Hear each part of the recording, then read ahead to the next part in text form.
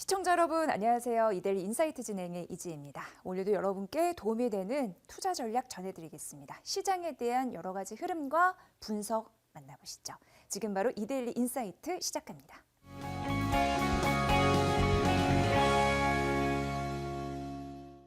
자, 바로 이어서 오늘 인사이트 플러스 가보도록 하겠습니다. 제 옆에 박주근 리더스 인덱스 대표 나와 계십니다.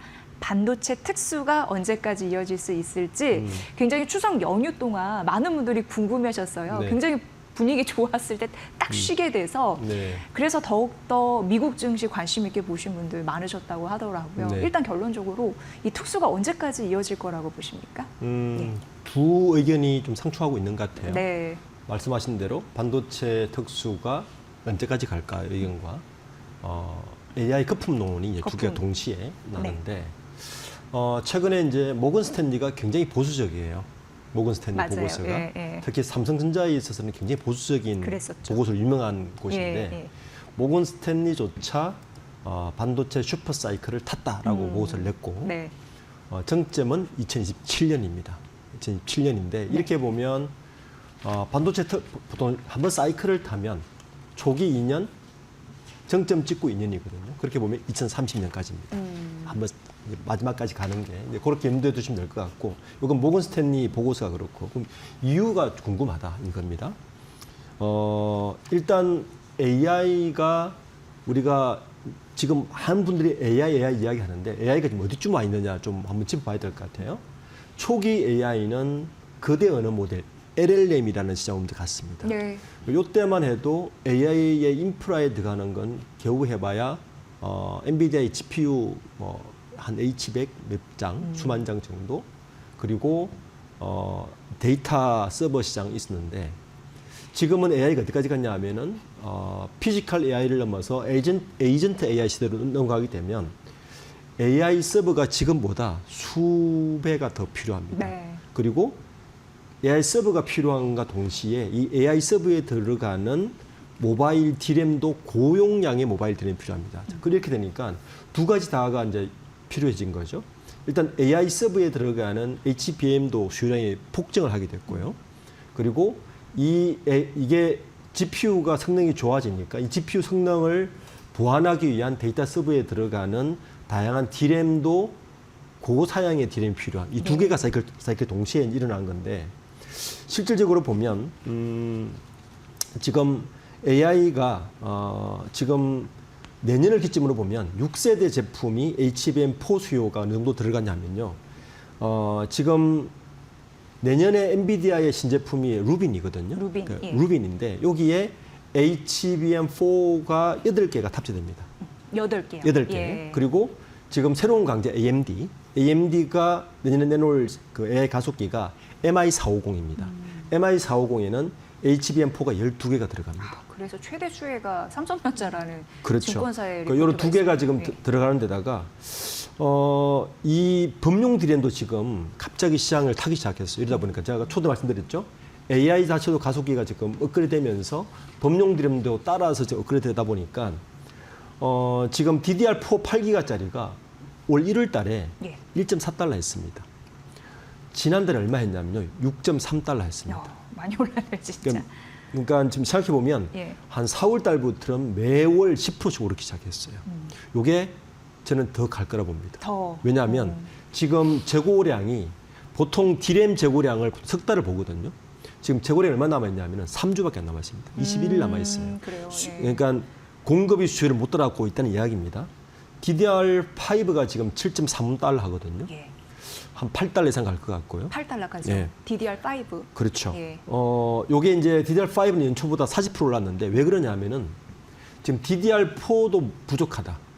그러니까 DDR5 정도의 성능의 메모리가 필요한 게 시장에 지금 예측이고, 디램 공급자가 지금 평균 재고량이 3.3주면 이거는 공급보다 수요가 터급히 부족하다는 얘기고, 최소한 2달 정도 재고량을 가져가야 되거든요. 네. 최소한. 네. 보통 석 달 정도 가져갔으니까. 이렇게 되면 DDR 그 메모리 시장도 지금 급속하게 아마 공급이 필요할 거고, 삼성전자와 SK 하이닉스가 항상 이 메모리 시장, 메모리에서 HBM과 메모리에서 이익을 냈지만 돈을 까먹는 시장이 하나 있었어요. 그게 뭐냐면 낸드 플랫 시장이었습니다. 낸드. 예. 이러다 보니까 낸드 시장까지 지금 8월 대비 10.6% 올랐어요. 네네. 그러니까 지금 SK 하이닉스조차 사실 HBM과 메모리에서 돈을 벌었는데 낸드 플래시 사업부에서 돈을 까먹고 있었거든요. 특히 이제 10조 정도 수고 M&A 했던 기업들이 돈을 까먹고 있으니 이게 아마 골칫거리였는데 AI 수요가 늘고 이쪽이 늘면서 지금 낸드 플래시까지 흑자가 돌아서면 모르긴 몰라도 3분기 실적을 14일 발표하죠. 예. 삼성전자도 10조를 넘었을 것 같고 SK 하이닉스도 창사 이래 처음으로 영업이 10조. 예, 찍을 가능성이 굉장히 높아졌습니다. 그러면 이제 최근에 이제 우리 추석 연휴 직전에 보면 삼성전자가 막 오르니까 걔네들 많이 팔았잖아요. 수익 실현하려고. 네네네. 삼성전자를 아마 7만 원대 가장 많이 매입한 것 같아요. 예. 개인들이.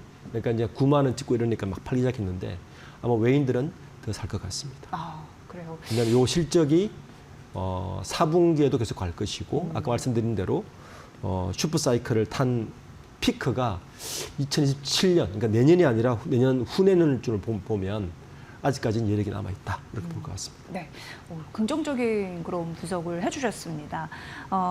지금 뭐 삼성전자, SK하이닉스, 삼성전자는 94,300원대로 6% 강세. SK하이닉스도 오늘 43만 8천 원까지 올라갔는데 러시 오더라고 긴급 주문을 이렇게 낸다는 거죠.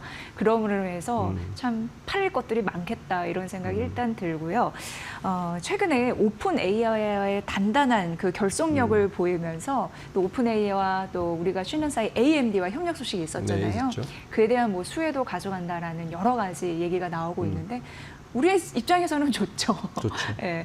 근데 이제 삼성전자와 SK하이닉스 오늘 이 정도 올랐는데 더 이제 디램 가격이나 낸드 아픈 손가락도 괜찮아질 거라고 하셨고, 자 그럼 수혜는 어디까지 이어질 수 있을지 상상의 나래를 펼치고 싶네요. 예. 보통 이제 우리가 그 주가라는 게 예. 진행지수다 보니까 과연 그러면 지난주에 그러니까 추석 전주니까 2주 전에 있었던 샘 울트만과 이재용 회장과 최태원 회장 그리고 이재명 대통령과의 협력 관계, 스타게이트 프로젝트 협력 관계가 주가에 반영이 됐을까? 저는 아직 덜 반영됐다고 봅니다. 예. 왜냐하면 수치를 이제 우리가 수치를 정확히 봐야 돼요. 이날 그 샘 울트만이 요청한 게 얼마냐면은 오픈 AI에 필요한 그 디램 공급량을 웨이프 기준으로 월 90만 장을 요청했습니다. 네네. 월 90만 장이면 어느 정도 수량이냐면요. 지금 현재 삼성전자와 SK하이닉스의 공장을 풀 캐파로 돌렸을 때 120만 장 생산합니다. 예. 그러면 오픈 AI에 들어가는 웨이퍼량만 보면 삼성전자와 SK하이닉스 전체 생산량의 거의 80%를 공급해야 돼요. 120만 장인데 90만 장 90만 달라고 장이니까요. 했으니까. 예. 그러면 지금까지 디램을 공급받은 나머지 기업들은 어떻게 할까? 이런 의문이 들죠. 그럼 이 90만 장은 뭐냐면 추가 생산량이라는 이야기입니다. 네. 그러니까 현재 그럼 단순하게 계산하면 영업이익 15, 20조 가능하다는 얘기예요. 단순하게 계산하면. 15조, 20조까지? 그렇죠. 왜냐하면 현재 10조니까 네, 80% 늘려보면 되니까요. 예. 근데 그 추가 디램은 대부분 고사양의 아까 AMD의 MI450 혹은 엔비디아의 루빈이 들어가는 디램이란 말이에요. 그쪽은 영업이익이 훨씬 좋습니다. 이렇게 보면 되는 거예요. 네. 그러니까 수치로 보면. 물론 미래 이야기입니다. 그러니까 샘 울트만이 요청을 했고 될지 안 될지는 가봐야 하는 얘기지만 지금 보면 굳이 이게 아주 망상적인 얘기는 아닌 것 같아요. 왜냐하면 미국에서 이미 스타게이트 프로젝트를 700조를 주고 투자를 한다는 이야기를 했고 네네. 소프트뱅크하고 뭐 이제 미국의 오라클하고 오픈AI가 주도를 하고 삼성전자와 SK하이닉스가 이제 파트너십으로 이제 들어가는 건데 우리 입장에서는 그러니까 삼성전자와 SK하이닉스 입장에서는 why not입니다. 굳이 나쁠 건 없다. 그렇죠. 왜냐하면 물론 여기에 들어가는 웨이퍼 90장 분량은 엔비디아의 루빈도 들어갈 것이고 AMD에 생산하는 MI450도 들어갈 것입니다. 근데 어디에 들어가건 전 세계의 HBM과 메모리를 생산하는 곳은 SK하이닉스와 삼성전자와 마이크론밖에 없기 때문에 네네. 이 물량이 70%를 가져갈 수밖에 없는 상황이기 때문에 나쁠 건 없다. 즉 다시 말해서 2주 전에 스타게이트의 파트너십 계약, 파트너십 조인식이 주가에 100% 풀로 반영됐느냐? 저는 아직 반영되지 않았답니다. 네. 요런 숫자가 좀 더 구체화되면 아직까지 포텐셜이 남아있다고 보입니다. 네. 지금 시장에서는 삼성전자의 HBM3E 12단 제품이 이미 이제 AMD에 공급이 되고 있고 내년 하반기에는 HBM4 그 차세대 제품이 또 이제 공급이 될 가능성에 대해서 굉장히 긍정적으로 바라보더라고요. 네. 그렇다면 이제 AMD는 워낙 엔비디아가 주도권을 확 쥐고 있는 시장에서 좀 탈 엔비디아 돼서 그 AMD랑 또 손잡고 싶어하는 또 기업들도 많잖아요. 그렇죠. 그러면서 이번 오픈 AI와 AMD의 협력이 굉장히 상징적인 의미가 됐다 이렇게 또 분석이 되는 것 같기도 해요.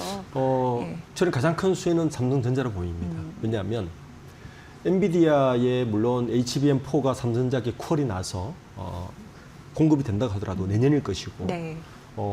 그리고 순조롭게 양산이 진행되더라도 엔비디아가 삼성전자의 HBM4를 받을 수 있는 맥스 수량은 30% 이내라 보입니다. 왜냐하면 엔비디아는 이런 거예요. SK 하이닉스 한 곳만 HBM을 받기에는 너무 리스크가 크다. 예. 그러니까 세컨 밴드를 만들고 싶었는데 삼성전자의 실력을 믿을만 하니까 이게 콜 나면 세컨 밴드로서 가져가면 리스크를 줄일 수 있다는 게 엔비디아 입장입니다. 그러면 퍼스트 밴드의 물량을 60-70% 주고 세컨 밴드는 30% 이상 주지 않는 게 보통 일반적인 이야기거든요. 그러면 삼성전자 입장에서는 AMD가 없는 상황에서는 엔비디아가 콜이 나더라도 들어갈 수 있는 물량은 30% 이상을 넘지 못한다. 이렇게 되는 시장 상황이었는데 다행스럽게도 지금 오픈AI가 오픈AI 입장도 이런 거예요. 엔비디아만 쳐다보고 있기엔 너무 리스크가 큰 거예요. 우리가 언제까지 루빈이나 H100, H200을 가지고 GPU를 만드는 걸 가지고 우리가 AI를 돌리기에는 너무 리스크가 커. 그러니까 일종의 아무리 바잉 파워를 가지고 있어도 공급자 측에 공급자 우선 정책을 갖고 있으면 리스크가 크기 때문에 그 오픈 AI는 어쨌든 탈 엔비디아를 그렇죠. 하고 싶은 것밖에 없죠. 근데 적당하게 파트너가 나타났습니다. 바로 AMD죠. 우선 AMD에서 MI450을 공급받는데 조건을 걸었어요. 이것 때문에 사실은 지난 6일 날 체결하면서 주가가 23%를 뛰었죠. 30% 이상 지금 오르기도 했는데 오픈AI 입장에서는 AMD의 GPU를 공급받으면 자기들이 바잉 파워로 우선권을 가질 수 있고 컨트롤이 가능하다는 얘기예요. 그러면서 지금 주식도 받았다는 거 아닙니까? 그러니까요. 1센트로. 워런트 그게 되게 화제가 됐어요. 1센트 받았다는 거 아닙니까? 이렇게 되면 엔비디아가 긴장을 하게 되겠죠. 근데 오픈AI 입장에서는 이렇게 되면 양쪽의 다를 바잉 파워를 가지고 움직일 수 있으니까 훨씬 더 좋은 조건일 것이고 이렇게 되면 우리는 뭐냐?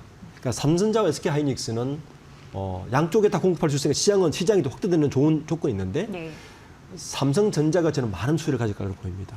SK 하이닉스는 어차피 엔비디아의 퍼스트 밴드로 가는데 AMD의 퍼스트 밴드의 차지를 삼성전자가 할 수 있다면 삼성전자는 기존의 슈퍼 사이클을 탄 DDR5나 DDR4의 메모리 시장 영업이익에다가 AMD의 요 시장까지 먹으면 향후 2-3년간은 HBM의 안정적인 공급 조건을 가질 수 있어서 요번 계약은 SK 하이닉스보다는 삼성전자에 조금 더 수혜가 많을 것 같습니다. 네. 참 살아봐야 또 견뎌봐야 버티는 자가 승자라고. 존버 정신을 가진 삼성전자의 분위기가 이렇게 확 달라질 줄 누가 알았겠습니까? 근데 또 이렇게 달라지려고 하니까 호재가 또 겹치면서 뭐 11만 원 목표주가 막 쫙쫙 올라가네요. 그렇다면은 삼성전자, AMD, 엔비디아 이렇게 있는데 그 생태계에서 주도권을 누가 가져가는 거지? 어떤 경쟁력이 필요한 건지 우리가 어떤 그림을 그리면서 이 반도체에 투자하면 좋을까요? 우선 생태계가 두 가지가 존재합니다. 일단 인프라, 그러니까 GPU를 만들고 메모리 반도체를 공급하고 패키징을 하는 현재 밸류체인은 엔비디아를 중심으로 엔비디아, SK 하이닉스, TSMC의 동맹이 하나 생긴 것이고, 그런데 이 동맹은 사실은 오픈AI나 마이크로소프트나 구글이나 모두 다 공급하고 있는 이제 GPU인 거고요. 또 하나 인프라 동맹이 이제 생긴 게 바로 AMD, 삼성전자, 이렇게 이제 동맹이 하나 생기게 되겠죠. 생기게 된다면. 이렇게 되더라도 문제는 파운드리예요. 파운드리. 네. 어느 동맹이 생기건 현재로서는 파운드리는 TSMC에 맡길 수밖에 없는 상황입니다. 그러니까 엔비디아, TSMC, SK하이닉스, AMD, 삼성전자 하더라도 삼성전자가 파운드리를 못 가져가게 되면 또 TSMC가 수혜를 현재는 가져갈 수밖에 없는 구조라서 이런 구조로 있더라도 삼성전자는 메모리 시장에서의 이득은 보겠지만 아직 파운드리 시장에서는 아직까지 이렇다 할 만한 성과를 못 내고 있는 게 가장 아쉬운 부분이에요. 만약 삼성전자가 파운드리까지 가지게 된다면 현재 TSMC의 마켓 쉐어가 67%입니다. 삼성전자 7%밖에 안 돼. 60% 차이 나요. 삼성전자의 파운드리가 어떻게 회생하는가에 따라서 사실은 이 역학 구도는 굉장히 많이 바뀔 수가 있다. 지금 2029년까지 오픈AI가 인공지능에 공급할 수 있는 총 공급량이 6기가와트로 지금 보고하고 있거든요. 네네. 1기가와트당 약 14조에서 21조 정도 들어갑니다. 여기 AI 가속기에 이제 1기가와트당 투입되는 AI 가속기가 한 14조에서 21조, 그러니까 150불 달러 정도 되는데 여기에 GPU 관련 매출이 한 128조 정도 돼요. 그러니까 이 중에서 삼성전자와 SK하이닉스가 가져갈 수 있는 게 보통 600에서 940에서 50만 개 정도 생각하면 최대한 15조 원 정도를 가져갈 수 있는 규모입니다. 그러니까 이 정도 규모를 가져갈 수 있는 추가 매출액이 있어서 요 두 동맹의 분리되는 거는 우리 입장에서 SK하이닉스나 삼성전자 입장에서는 당연스러운 일이지만 파운더리를 못 가져가는 거에 대해서는 조금 아쉬운 대목입니다. 네.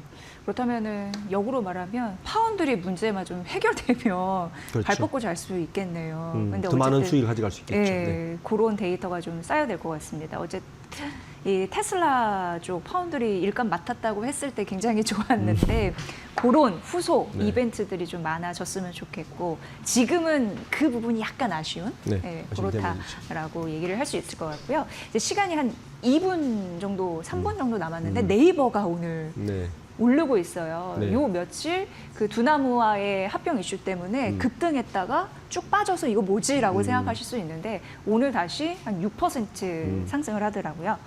근데 이걸 IT 이 둘의 결혼을 IT 업계에서의 의미 이렇게 좀 확장한다면 어떻게 생각해 볼 수 있을까요? 네. 네이버와 두나무의 합병 결합은 이렇게 보시면 될 것 같습니다. 네이버의 가장 큰 바틀렉 한계점이 뭐였냐? 글로벌 전략이었습니다. 이해진 의장이 그동안 한 7년간 공백을 감수하면서도 그 공백을 했던 이유가 라인이라든지 그다음에 웹툰이라든지 그리고 K 콘텐츠 여러 가지를 가지고 글로벌 문을 두드렸지만 이렇다하게 성공하는 건 없었습니다. 근데 이번에 마지막으로 승부를 건 게 바로 두나무의 합병이라 이렇게 보시면 될 겁니다. 쉽게 말하면 두나무 입장에서는 네이버의 강력한 플랫폼에다가 자기의 가상 자산을 올릴 수 있는 효과도 있지만 사실은 이 두 개의 계약을 결합하면 글로벌 코인과 자산 시장에 새로운 플랫폼을 만들 수 있다는 게 핵심입니다. 대표님도 좋게 보시는 거죠? 긍정적으로? 그렇죠. 네. 만약에 이 두 사람의 결합이 어느 정도 가시적인 성과가 나타났다. 그러면 현재 기업 가치는 지금보다 최소 10배 이상 오를 수 있습니다. 10배요? 예, 만약에 성공한다면. 그 정도로 강력하고요. 결국에는 네이버에 아쉬웠던 글로벌 플랫폼 전략과 두나무가 아쉬웠던 자기들이 가지고 있는 이 가상자산을 일반 캐시로 쓸 수 있는 플랫폼을 갖고 싶다는 이 두 개의 니즈가 네네. 합쳐진 결과다. 아마 IT 산업 전반에 굉장한 폭풍을 일으킬 수 있다. 이렇게 해석할 수 있을 것 같습니다. 네. 지금 금융 공정 규제의 허가 여부가 사실 이제 분수령이 될 것이다라는 가능성 언급이 되고는 있습니다만 그래도 시장은 기대감이 있습니다. 그래서 DS 투자증권에서 목표 주가가 40만 원짜리가 나오기도 했고 대부분은 한 30만 원 선 초중반 이렇게 목표 주가를 잡더라고요. 어쨌든 정책이 확실히 신호를 주면 주가는 배수로 간다 이런 느낌이 드는 그런 네이버 두나무 합병 이슈 계속적으로 우리가 잘 봐야 될 것 같고 현재 6% 급반등세 타고 있습니다. 오늘 여러 가지 중요한 이슈들 쭉 둘러봤습니다. 박주근 리더스 인덱스 대표와 함께했습니다. 잘 들었습니다. 네, 감사합니다.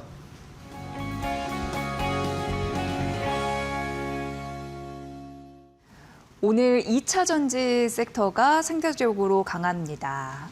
이런 와중에 앞서서 중국 쪽에서 2차 전지 관련 밸류체인의 수출 통제 이슈도 나오기도 했습니다. 그래서 이분을 모셨는데요. 관련 업계 그리고 특히 K배터리를 중심으로 어떤 영향력과 또 반사이익이 있을지 궁금한데 진단해 드리도록 하겠습니다. 윤석천 경제평론가님 와 계십니다. 반갑습니다. 네, 안녕하십니까. 네, 안녕하세요.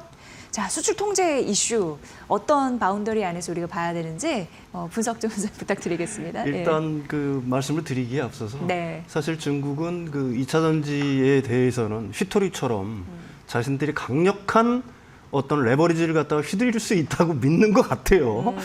그런 믿음 하에. 강력한 무기라고 생각하는 것이. 어쨌든 뭐 이게 그 2차 전지 섹터가 그 중국의 이번 어떤 수출 통제 조치로 인해서 그만큼 글로벌 경제에 미치는 영향이 대단하다. 아니면 전략적인 어떤 휘토리만큼 네. 전략적인 가치를 갖고 있다는 걸 갖다 중국도 인정한 셈이죠. 뭐 어쨌든 그 휘토리만큼 강력한 레버리지가 될 수 있다고 믿는 건데 네. 중국이 이제 사실 그 깜빡한 거는 하나가 있죠. 여기에는 강력한 K 배터리라는 네. 어떻게 보게 되면 기술력 측면에서는 중국 배터리를 앞서고 있는 K 배터리가 있다는 걸 갖다 잠시 잊은 것 같아요. 어쨌든 수출 통제의 주요 내용은 뭐냐면 네. 고밀도 리튬이온 배터리입니다. 이게 에너지 밀도가 300와트/아워 퍼 그러니까 킬로그램이에요. 이게 그러니까 프리미엄급이라든지 어떻게 보게 되면 고급 어떤 차종에 들어가는 좋은 거. 에너지 밀도가 예. 높은 이걸 갖다가 이제 수출 통제를 하겠다는 거고요. 여기 수출 통제 자체 같은 경우는 2차 전지 밸류 체인을 전부 다 망라합니다. 배터리 생산 설비, 가령 뭐 와인딩 기계라든지 네네. 배터리 할 때 이런 생산 설비도 통제를 하겠다. 그다음에 양극재 제조 기술, 리튬 생산 및 가공 관련 기술, 그다음에 음극재 흑연, 그다음에 LFP라든지 삼원계 양극재에 들어가는 전구체까지도 수출 통제를 하겠다. 그러니까 이렇게 정리할 수가 있겠죠. 장비, 제조 기술, 음극재, 양극재, 전구체, 고밀도 배터리 등 2차 전지 밸류 체인을 갖다 전체적으로 망라를 해서 수출 통제를 하겠다는 내용입니다. 네. 말씀해 주다시피 중국이 하나를 깜빡한 것 같다. K 배터리의 존재감을 잊고 있는 것 같다라고 말씀해 주셨잖아요. 네네네. 근데 그럼에도 불구하고 이렇게 저지른 이유는 뭐라고 보십니까? 중국은 자신들이 네. 믿고 있는 거고요. 네. 자신들이 우위를 점하고 있다는 걸 갖다가 믿고 있는 겁니다. 뭐에 우위를 갖고 있느냐? 결국은 배터리 핵심 기술과 공급망의 글로벌 영향력을 갖다가 자신들이 아주 막대한 영향력을 갖고 있다. 그래서 그걸 갖다가 유지하고 강화하기 위해서 이런 조치를 내렸다라고 얘기할 수가 있는 거고요. 특히 이제 중요한 목적 중에 하나는 결국은 그 미국의 어떤 관세 압박에 대응하는 하나의 그 카드로서 이걸 갖다가 활용하려고 하는 거고요. 특히 이게 왜 배터리라는 게 중요하냐면 앞에서도 제가 그 전략적 어떤 가치를 갖다가 설명을 드렸는데 이걸 단순하게 그 전기차에 들어가는 그다음에 각종 IT 기기에 들어가는 어떤 소형 전자만 생각하면 안 된다라고 제가 계속 말씀을 드렸잖아요. 예. ESS AI 어떤 패권을 갖다가 미국이 가장 강력하게 실으기 위해서는 데이터 센터가 필요하지 않습니까? 거기에는 필수 불가결로 ESS 배터리가 들어가는 거고요. 그 이외에 물리적 AI는 이게 필수적이에요. 자율주행차라든지 가령 뭐 휴머노이드 로봇이라든지 아니면 UAM이라든지 EV 톨트라든지 가령 뭐 수직 이착륙기 같은 거. 그러니까 미래 산업의 어떤 심장 역할을 갖다 배터리가 하기 때문에 제가 계속 주장을 하는 거지만은 결국은 이 배터리 통제를 갖다가 중국만이 이 기술을 갖고 있다라고 하게 되면 이걸 갖다 통제하는 순간 미국의 미래 산업은 굉장히 큰 타격을 받을 수가 있겠죠. 네, 네.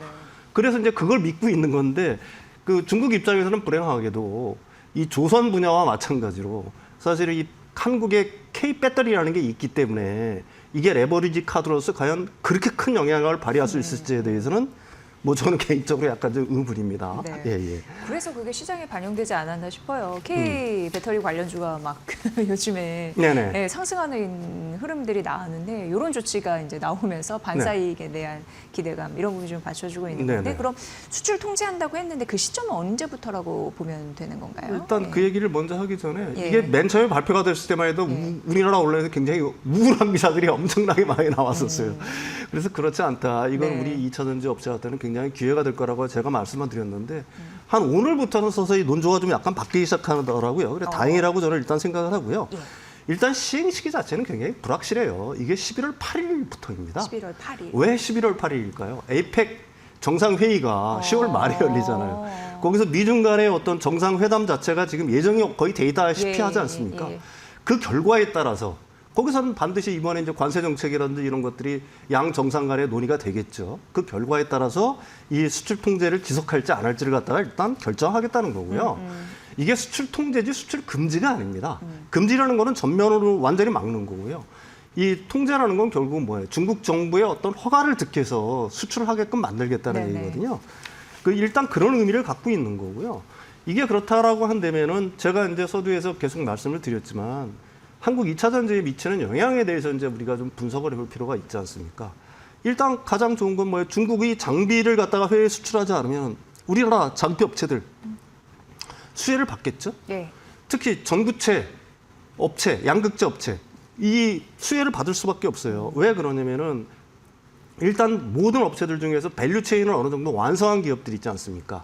가령 핵심 광물부터 시작을 해서 전구체, 양극재 여기까지 심지어 그렇죠. 리사이클까지 전부 다 이 밸류 체인 그러니까 수직 계열을 완성한 그룹들이 있죠. 에코프로 그룹도 그렇고요. 포스코 그룹도 그렇고요. 이런 그룹들 같은 경우에는 당연히 수혜를 받을 수밖에 없겠죠. 다 만들고 있으니까. LNF도 이제 전구체 공장을 갖다가 지금 짓고 있는 거고요. 이제 이런 기업들이 그 굉장히 큰 어떤 그 수혜를 받을 수가 있는 거고 또 배터리 기업들도 수혜를 받을 수밖에 없겠죠. 가령 미국의 테슬라라든지 포드 같은 경우는 CATL하고 약간의 어떤 협력 관계를 갖다가 지금 갖고 있는 거 아니겠습니까? 그런데 여기서 배터리, 고밀도 배터리를 수출 통제를 하게 되면은 결국은 테슬라라든지 포드라든지 아니면 유럽의 기타 OEM들, 중국이랑 같이 그 협력해서 중국 배터리 업체랑 협력해서 지금 하고 있는 OEM들도 이거 수출 통제가 점점 심해지네 하게 되면은 결국은 한국 쪽으로 눈길을 돌릴 수밖에 없어요. 자연스럽게, 예. 네. 당연히 그러니까 지금 뭐 점유율 경쟁에서 우리가 뭐 저 약간씩 계속해서 이제 중국한테 밀리고 있는 것들을 갖다가 고토 회복으로 할 수 있는 아주 좋은 기회가 될 수 있다라고 얘기할 수가 있는 거죠. 다만 그럼에도 불구하고 일부 언론에서 얘기하는 것처럼 일단 그 지금 소재단에서 가령 뭐 흑연이라든지 이따 뒤에서 자세히 설명하겠지만 그 천연 흑연 원광부터 시작을 해가지고 구형 흑연이라든지 아니면 기타 그 전구체를 만들 때 들어가는 뭐 코발트라든지 뭐 예, 등등 있을 거 아니겠습니까?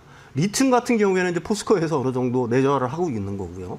니켈 같은 경우도 에코프로 그룹에서 어느 정도 인도네시아 광산에 투자를 하면서 확보를 이미 해놓은 상태이기 때문에 이런 어떤 그 광물들, 그 다음에 이제 이런 것들은 단기적 충격이 있을 수밖에는 사실은 없겠죠. 그렇지만 우리나라 기업들은 내재화라는 걸 갖다가 우리가 마땅히 가야 될 길이라는 걸 갖다가 알고 있었기 때문에 그 길을 가고 있었는데 이번이 말해주는 건 뭐냐면 중국이 달리는 말에 채찍질을 가해준 거예요. 아, 이거 빨리 더 서둘러야 되겠다라는 얘기를 하는 거고. 그다음에 수출 통제가 역사적으로 보게 되면은 성공한 예가 거의 없어요. 우리가 이제 가장 최근의 예로 뭐가 있죠? 일본이 한국 반도체를 갖다가 제어하기 위해서 소재를 갖다가 막았잖아요. 그게 불과 몇 년 전이잖아요. 네. 근데 우리나라 어떻게 됐어요? 국산화. 불화수소 완전히 거의 예, 국산화 했죠. 예. 아, 이거 우리가 이 밸류체인을 갖다가 완전히 특정 부에 깊이 의존하는 것만큼 위험하다는 걸 갖다가 우리가 충분히 인식을 했기 때문에 그렇지 않아도 우리나라 2차 전지 업체들 같은 경우에는 광물부터 시작을 해가지고 정년, 재련부터 시작을 해서 전부 다 수직 계열을 해나가고 있던 마당에 사실 중국이 이런 카드를 갖다가 던짐으로 해서 사실은 그 속도에 더 가속화될 수밖에 없다. 그렇지만 그럼에도 불구하고 단기적인 충격은 얼마든지 있을 수가 있다. 이런 점에 대해서는 반드시 인식을 좀 하셔야 되겠죠? 네. 예. 그렇다면 이렇게 중국이 수출 통제했는데 한국이 좀 먹을거리가 좀 풍부해진 기업들은 뭐가 있는지 선별을 좀 부탁드려요. 아까 이제 구체적으로 예. 뭐 전부 다 말씀드렸지만 일단 예. 배터리 셀 업체들 같은 경우에는 굉장히 좋은 기회를 맞고 있는 거예요. 만약에 고밀도 배터리를 갖다 수출 통제를 본격적으로 한다. 그렇게 된다라고 하게 되면 이게 그 자동차 OEM뿐만이 아닙니다. 아까 얘기했지만 테슬라라든지 포드라 같은 기업들 같은 경우에는 중국 기업하고 손을 잡고 계속해서 하고 있지 않습니까? 네네. 일부 배터리를 차용해서 쓰고 있는 건데 이런 걸 갖다가 한국 배터리를 바꿔야 되겠죠. 특히 그것뿐만이 아니라 소형 배터리들이 있지 않습니까? 가령 이 노트북에 들어가는 배터리라든지 작은 거. 그렇죠. 예, 예. 아니면 휴대폰에 들어가는 배터리, 휴대폰에 예. 배터리 엄청 들어가지 않습니까? 예. 이거 거의 중국산 쓰고 있거든요. 하다못해 삼성전자 중국산 쓰고 있어요. 그런데 그런 걸 갖다가 수출 통제를 한다라고 하게 되면은 예. 결국은 우리 거. K 배터리를 바꿔야 될 거 예, 아니겠어요? 예, 예. 이런 어떤 움직임들이 점점 가시화될 거기 때문에 배터리 업체들 같은 경우에는 가장 큰 수혜를 받을 수밖에 없는 거고요. 똑같아요. 아까 양극재 업체들도 수혜를 받을 수밖에 없겠죠? 가령 뭐 양극재 기술이라든지 아니면 양극재에 관련된 것들 갖다 통제하기 시작한다라고 하게 되면은 당연히 그 양극재 업체들한테는 수혜를 받을 수밖에 없는 거고 특히 수혜주 계열을 갖다가 이미 완성한 기업들이 있지 않습니까?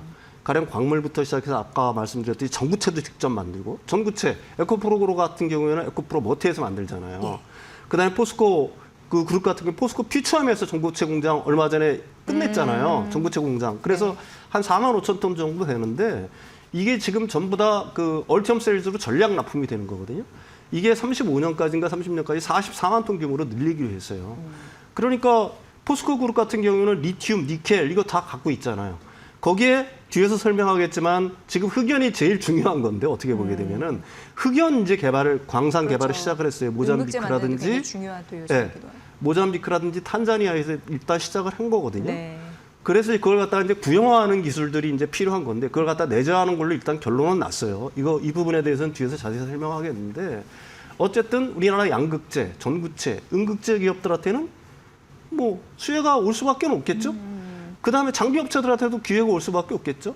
장비 업체들의 그 주가가 사실은 지금 2차 전지 섹터 밸류체인 중에서 제일 먼저 사실은 움직이기 시작했다는 걸 갖다 여러분들이 인식을 하셔야 됩니다.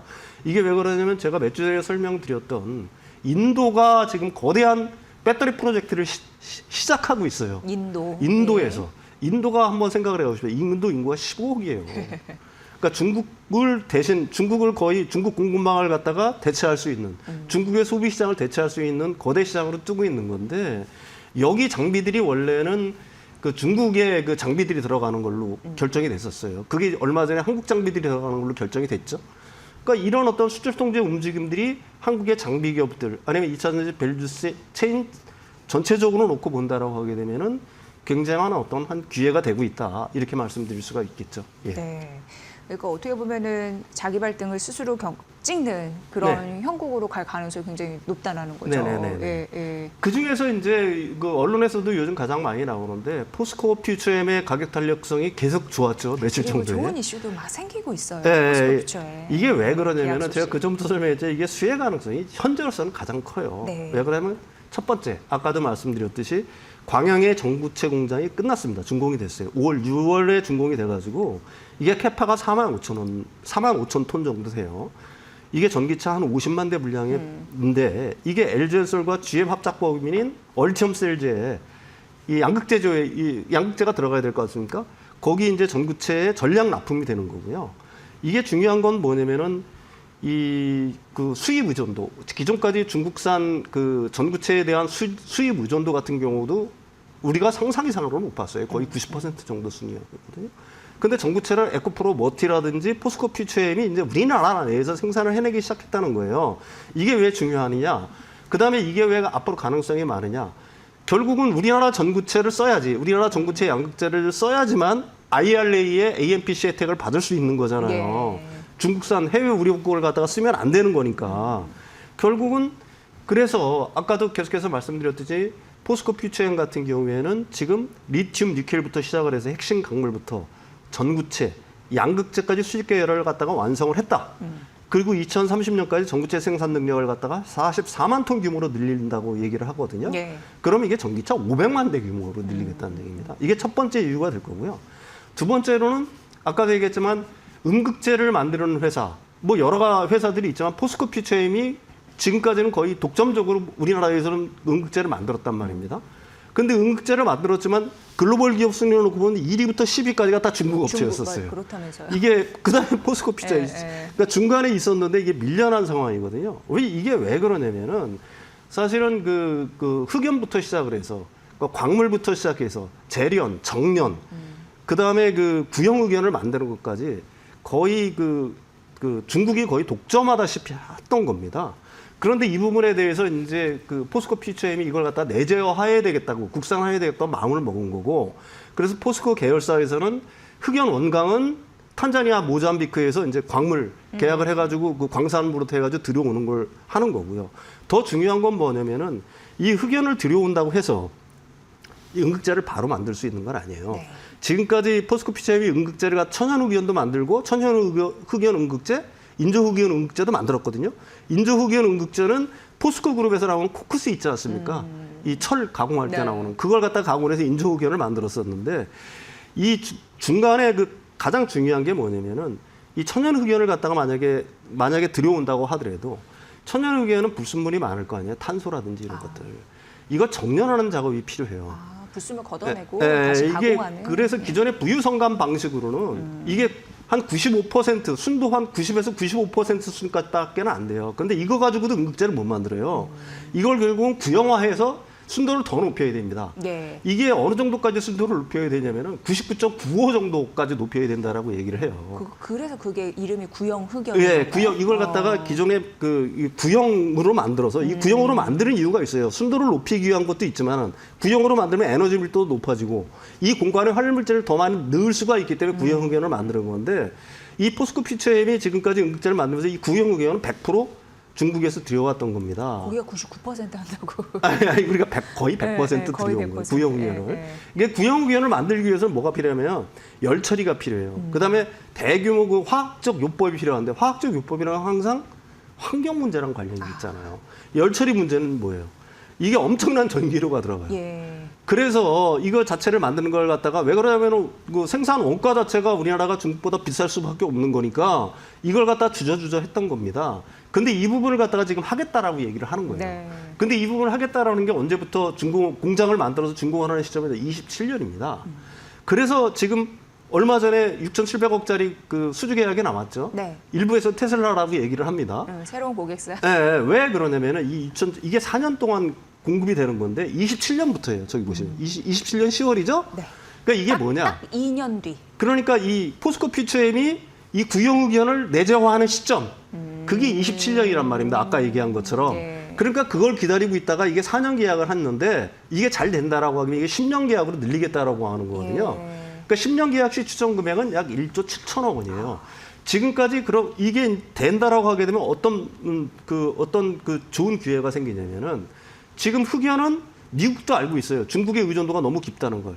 그래서 IRA에서 26년까지는 일단 면제를 했습니다. 중국산 흑연을 써도 괜찮다라고 면제를 해줬는데 27년부터는 안 된다라고 얘기를 하는 거예요. 네. 그 시점에 맞춰서 우리나라 포스코 퓨처엠이 이제 본격적으로 내재화를 구형 흑연의 내재화를 시작을 해서 이 응급제의 밸류체인상 완전한 국산을 갖다가 만들겠다라고 얘기를 하고 있는 거고요. 그래서 좀 가격이 비쌀 거 아니겠습니까? 네. 이 부분에는 어떻게 해결이 될 거냐면은 이게 왜 좋은 기회냐면은 지금 미국은 중국산 흑연에 대해서 반덤핑 관세, 그다음에 상계 관세 다 조사를 끝냈어요. 예비 판정까지 끝냈습니다. 상계 관세 같은 경우에는 중국의 특정 기업에 대해서 한 700% 이상을 갖다가 지금 부과를 했고요. 예. 반덤핑 관세는 평균 94%를 부과를 했습니다. 그래서 중국산 흑연이 평균 실효 관세율이 내년부터 어느 정도 될 거냐? 160%가 돼요. 야. 그러니까 우리나라 지금 지금 만드는 응급제가 포스코 퓨처엠이 만드는 응급제가 원가가 중국산에 비해서 한 20% 정도 높거든요. 그러니까 이 뭐라고 할까요? 만약에 관세가 부과된다라고 하게 되면 100% 부과가 되겠죠. 충분한 가격 경쟁력이 미국 시장에서든 얼마든지 생길 수가 있다. 그리고 중국이 이런 어떤 통제를 갖다가 강함으로 해서 이런 어떤 내재화가 완성이 된다라고 하게 되면은 지금 이 고객사들은 지금 뭐 북미의 OEM사들뿐만 아니라 유럽의 OEM사들도 결국은 이 응급제를 갖다가 밸류체인을 완성한 거, 흑연 원광부터 시작을 해가지고 구형 흑연, 응급제까지 완성한 기업은 포스코 퓨처엠이 유일하잖아요. 그럼요. 고객사가 얼마든지 답변해줄 수 있는 여지가 충분히 있다. 그래서 포스코 퓨처엠이 지금은 이번 어떤 그 중국의 통제 조치로 인해서 가장 큰 어떤 수혜를 받는 하나의 섹터가 종목이 될 수 있다. 이렇게 보는 겁니다. 굉장히 예. 상징적인 이슈이네요. 네네네. 그러니까 그거를 국산화 밸류체인을 다 완성하면 앞으로 고객사도 더 늘어날 가능성이 있는 거고 그런 의미에서 실적도 뭐 탄탄하고 미국 쪽에서 더 많이 쓰일 가능성도 그렇죠. 있는 거고 예. 그래서 그런지 지금 4거래일 만에 주가가 거의 뭐 30% 가깝게 그 정도 올랐을 겁니다. 급등하는 흐름들이 포스코 퓨처엠에서 지금 나타나고 있는 거 네네네. 보니까 이런 흐름들 결국 이제 중국이 자기 발등 찍고 그렇죠. 우리는 좀 더 나아갈 수 있는 기세를 좀 마련해줬다. 그러니까 단기적인 어떤 특정 어떤 광물이라든지 소재단에서 특정한 어떤 충격은 있을 수 있지만 이게 중장기적으로 보게 되면 이건 대단한 기회가 될 수 있다. 저는 뭐 개인적으로 중국이 통제를 하기를 바라는데 글쎄요. 그 11월 8일 지나봐야 알겠죠. 예. 그러다 꼬리를 내리는 거 아닌지라는 네네네. 생각마저 네, 네. 오늘 윤서적 평론가님의 분석을 들으니까 생각은 나는데 네네. 어쨌든 K배터리에 확실한 기회가 온 건 분명한 것 같습니다. 예, 그런 흐름으로 오늘 2차 전지 관련주들 잘 오르고 있다는 점 말씀드리면서 오늘 대담을 여기서 마무리합니다. 오늘도 굉장히 의미 있는 분석 잘 들었습니다. 고맙습니다.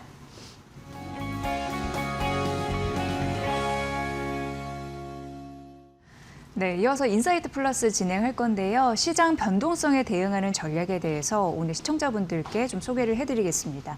오늘 이 시간에 권소연 마케린 센터장 나와 계십니다. 어서 오십시오, 센터장님. 네, 안녕하세요. 네. 네, 추석 연휴 이후에도 금융시장이 큰 틀에서 보면 변동성이 좀 꽤 심했던 것 같아요. 맞아요. 어떻게 보셨습니까? 지난주가 지금 시장 분위기는 약간 냉온탕 왔다 갔다 네, 하는 것 같은데요.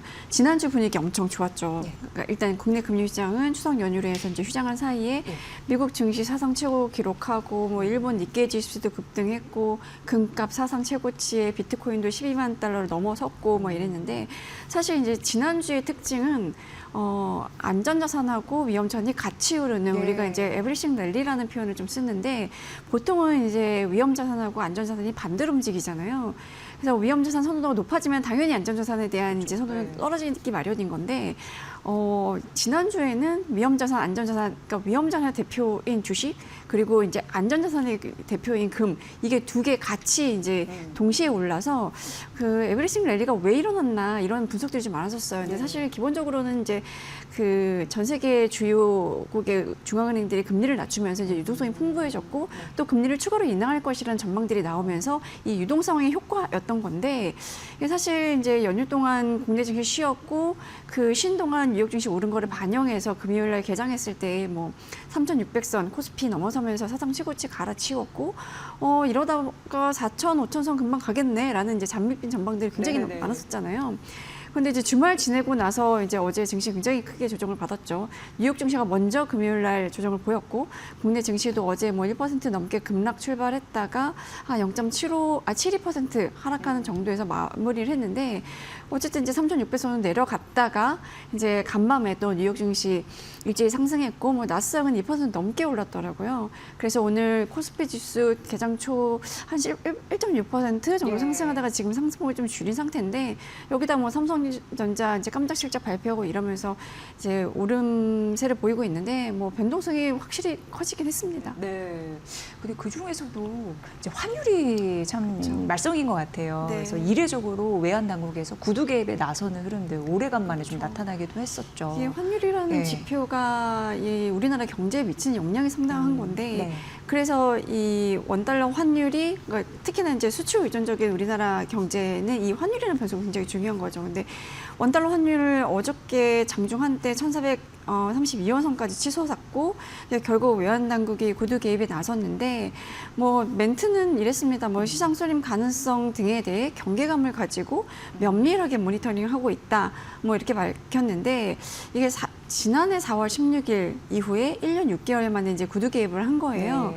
그때 이제 지난해 4월에는 17개월 만에 환율이 1,400원을 돌파했었고 이제 구두 개입 이후에 1,400원 밑에서 이제 거래를 마쳤었는데 어제도 구두 개입 나온 이후에 상승폭을 좀 줄이긴 했었어요. 근데 작년 이맘때쯤에는 1,400선을 넘어서는 수준이었는데 지금 이제 1,420원, 네. 막 30원 이렇잖아요. 그러니까 이제 환율 수준 자체가 높아졌는데 일단 1,400원 선이 이제 뉴노멀이 됐다라는 얘기들을 좀 많이 하고 있고 이게 구두 개입이라는 게 사실 이제 아까 말씀드린 것처럼 환율이라는 게 워낙에 네. 우리나라 경제에 미치는 영향이 크기 때문에 환율이 급등하거나 급락할 때 사실 이제 완만하게 상승하거나 완만하게 하락하는 건 괜찮은데 이게 단기간에 변동성이 커지면 기업이든 은행이든 각종 이제 경제 주체들이 여기에 대응할 수 있는 이제 시간적인 여유가 없는 데다가 변동성이 미치는 이제 불확실성이 크기 때문에 이 속도 조절을 좀 하거든요. 네네.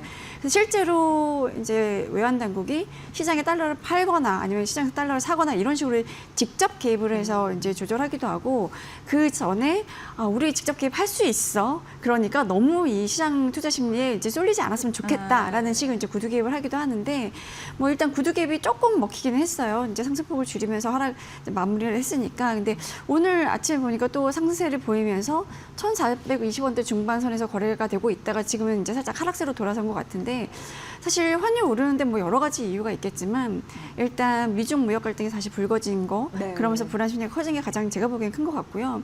뭐 어제 외국인이 오늘은 사고 있지만 어제 국내 증시에서 한 9천억 원 넘게 순매도했잖아요. 그렇게 되면 이제 외국인은 순매도에서 받은 원화를 달러로 바꿔서 이제 뭐 본국으로 보내겠지 이런 이제 기대감, 네네. 이런 심리 이런 것들이 좀 있기 때문에 수급에 대한 이제 이런 우려들 이런 것들이 좀 반영이 된 것 같습니다. 네, 전반적으로 시장을 이렇게 쭉 정리를 잘 해주셨는데 결국은 이제 미국과 중국의 무역 분쟁이 다시 네. 커지면서 이게 그렇죠. 많이 고꾸라진 것 같다는 느낌 받았어요. 맞아요. 예. 지금 이제 이달 말에 경주에서 에이펙 정상회담 네. 앞두고 엄청나게 기싸움을 하고 있는 분위기인 것 같습니다. 이제 서로 네.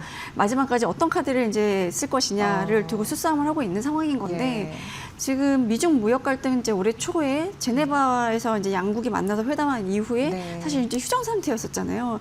이제 워낙에 이제 관세를 부과를 하면 또 이제 상대국이 또 추가 관세를 부과하고 이쪽에도 추가 관세를 부과하고 이런 식으로 이제 배틀같이. 거의 이제 네. 치킨 게임 하듯이 하다가 일단 이제 정전을 하자라고 예. 이제 했던 상태인 건데 그 이후에 이제 한 4차례 뭐 4차례에 걸쳐서 이제 무역 협상을 했었죠. 그래서 마지막 이제 스페인 마드리드에서 했던 것 같은데 그러면서 어느 정도 이제 접점을 찾아가나라는 생각들을 좀 했었어요. 그러니까 뭐 중국이 구글에 대한 이 조사를 좀 중단하고 이제 그 틱톡 우리 슈퍼 플랫폼이죠. 틱톡에 대해서도 미국 내 사업권을 미국 사업자들한테 매각하겠다 이러면서 많이 이제 한 발 물러선 양보하는 이 모양새였거든요. 그러면서 양국이 이제 화해 무드가 좀 조성이 되네. 뭔가 협상할 수 있는 실마리를 찾을 수 있나라는 이제 생각이었는데 최근에 이제 중국이 히토리 수출 통제하겠다라고 밝히면서 이제 다시 네. 무역 전쟁의 불씨가 타오르기 시작했는데 중국이 이제 11월 1일부터 이제 외국 기업들이 제품 가치의 0.1% 이상의 중국산 히토리를 포함할 경우에는 수출 전에